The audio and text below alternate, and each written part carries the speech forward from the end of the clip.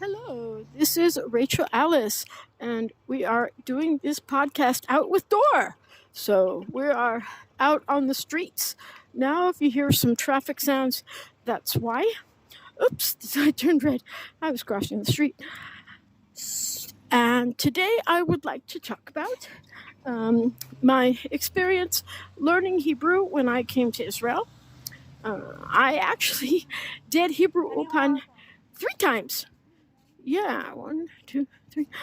First time was when I came during the Gulf War, and I already knew how to read and do basic Hebrew because I took Hebrew school in high school twice a week for 3 years.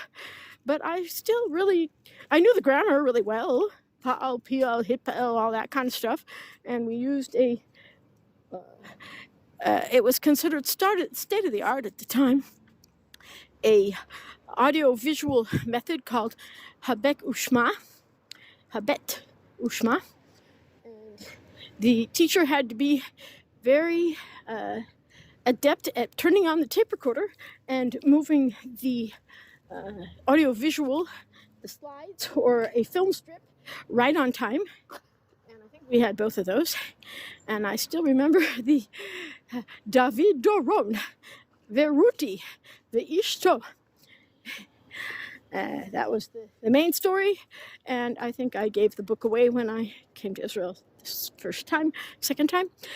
And so when I came to Israel, during the Gulf War, I went to the Hebrew University Ulpan because back before the internet, so that was the best one that I had ever heard about. Didn't know about any other ones. So I came here for a whole summer, 9 weeks, and I really qualified for the Bet or Gimel class, but I didn't really like the teacher. So I went back down and had a nice summer with elementary Hebrew, and I was able to speak a bit and read. Then I went back to the United States for a year and worked at a Hebrew university. No, University of Judaism. There we go. Because I was at Hebrew U before, but then I went to University of Judaism, and I had wanted to get an MBA in Jewish causes, but but that didn't really work out so well. And I changed over to the rabbinical program because the UJ MBA was basically to be a secretary and to work at the Jewish Federation. And at that time, the computers were just coming in, and I would have been eligible to type all the material. So that's what the job was. Why do I need an MBA for that?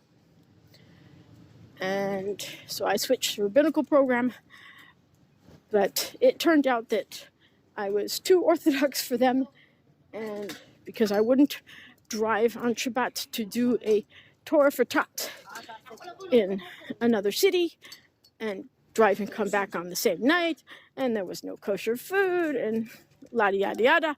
So I left that, and I did get a job working at the OU, and for a while it was okay, but I was supposed to be the office manager, but as I said before, I typed all the material for the office, and I was the office, not just the manager, but the whole office. And so during that time, I was going to a shul that was in Westwood, called Westwood Kahila, and the Rabbi Joseph, I think now he's living in Alon Shvut. You can look him up online. Great rabbi, and very inspiring Shabbat drashot. I think all of the young 20-somethings came to Israel on his watch, and then finally he came. So yeah, very motivational man. And so when I finally made Aliyah after a year at Nishmat with Rabbanit Henkin, and she was one of the people who came to Westwood Kehillah to do Shabbaton, and she was actually looking for people to help her to start Nishmat, and I always think out of the box, and so I said, wow, I want to be a student. I want to follow her. That's much better than my university classes. No, Dora, don't go there. And yeah, see, he's a good dog. He listens. Oh, see, he's on a leash. And so I went to Ulpan after a year of Nishmat. So there I had more Hebrew grammar. But at that time, I was, after a year of Nishmat, as a tourist, so then I made Aliyah, and so I was a citizen, so I got to have free Ulpan, 5 hours a day, 5 days a week, for 5 months, everything 5, and I was able to speak, really, and I went out and got myself a job working at a jewelry store, and then I worked at Steve's Packs as I was supposed to be the manager of the store in Tel Aviv. Well, I was the store in Tel Aviv. And believe me, and let me tell you, location really matters. The products are really good, and I still have the backpack that I bought myself when I was working there. And yes, I bought it. I had a long time. I could try out all the different backpacks because I had every single one on the wall. And when somebody came into that store, they bought something. And the day that somebody came in and bought a tent, wow, 600 shekel. That was a really good day. And I would go by bus to get there on the 405. And on the way back, I would also take the 405. There was no train at the time. And yeah, it was a good job for a while. But that travel on the Tel Aviv got old because you have to get, spending half an hour waiting for the bus, or 45 minutes, and then the hour back, and then, so it's a lot of time. And I was the store, so we were open from 10 to 6. So, yeah, and I was a newlywed at the time, so that was kind of difficult to be home to cook dinner before 9 o'clock. So, yeah, that didn't really work out so well. And then after a while, I decided that I needed a job that, we started to have kids, of course. I needed a job that I would be at home when the kids are home. So what better type of job to have as a teacher? Yeah. And since I already had a degree, so I went to David Yellin. And as part of the teachers program, even though we spoke, all the English speakers had to take Hebrew Ulpan again. So that was my 3rd time of taking Hebrew Ulpan. And when I finished with that, so I'd already been here for 20 years, and I could speak Hebrew. And so I started a blog last year, something like that, when I was teaching 2 very cute kids from Texas who wanted to learn Hebrew. And basically what they wanted to do was to read the Bible. And so I didn't really find a textbook. I couldn't find Habet Ushma because that was long gone. And also it already assumes that you know the alphabet. So for these students that were brother and sister, and they had a lesson with the 2 of them at the same time. And after already having a degree as being an English teacher, and so I wrote up a blog of the Hebrew alphabet in 20 lessons. I didn't plan it to be 20 lessons, but like the first lesson has 6 letters, the second lesson has 2. By lesson 3, I think there's two letters, and then I go one by. And I do it in a similar way that the Hickey method. That's a really strange, but that's the guy's name. Strange name for the method. I'm sure a lot of people are laughing at that. You have to say it with a straight face, though. So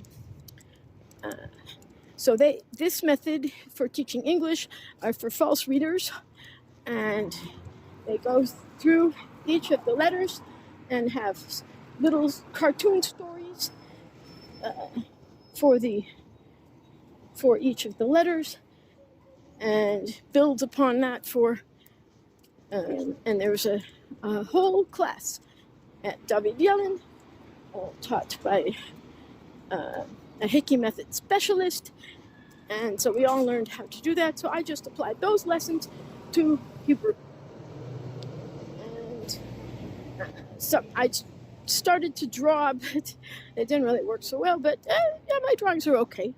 It's not so bad. And I call my method Happy Hebrew, or Ivrit B'Simcha. And I've been going through this a number of times. People seem to like my method, and when we finish it, I guess I need to start on volume 2, because I can't really find something that really works. And that'll be a lot more work. Come up with conversations and graphics for intermediate, just beginning reading, actually reading and having meaning. But maybe I'll start to do that if I have more students. So yeah, this is also many different things when I came to Israel kind of threw me when I was learning Hebrew. One of them was different fonts. In our books, we have very nice font of David, and the letters are very clear. I won't say that Hebrew is easy to learn how to read, but each of the letters has a certain form, and usually it just doesn't change. It's fine. But out in the real world, there's one font for the post office, your grocery store. There's handwriting fonts and different type of handwriting fonts, and of course the street signs has a font. So I try to bring that up while I'm teaching also, and put the same text in different fonts. And also, another point that really threw me is that when you have kids' books up to about 3rd grade, so they all have 3rd, 4th grade, they all have vowels, but then they drop. And for some people, that's really hard to make the transition, because all the adult websites and government offices and everything, they don't use vowels, and you have to be able to read these things. Plus your phone. Well, I don't know anybody who gets things in the mail anymore, but I have to print out the phone bill, the electric bill, the water bill. No vowels. So you have to know how to read these. So what do I do in my blog is that right from the beginning, I bring all the words with vowels, without vowels, English translation, and transliteration. I think by about lesson 8, I don't remember exactly when it was, but I dropped the transliteration, but the other 3 forms are still there. So I find that when you get to the point where there's no vowels whatsoever, so yeah, you can read them, because we're used to seeing the words in the 2 different forms. So yeah, so I will put a link to my blog of Happy Hebrew, Ivrit B'Simcha, in this podcast.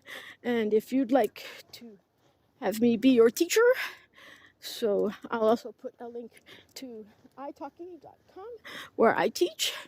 And yeah, great. So I would love to help people to learn Hebrew for prayers, for coming to Israel, reading the Bible. I I have a Korean student. He's a doctor, and we've been learning together for about 5 years through this site. So it has people from all over the world. One time I had a person from Iran. I don't think that lasted very long because, yeah, they double check where, unfortunately. But yeah, I've had people from China, United States, Germany. I had a student. So great. So thank you for joining me today on Out with Door.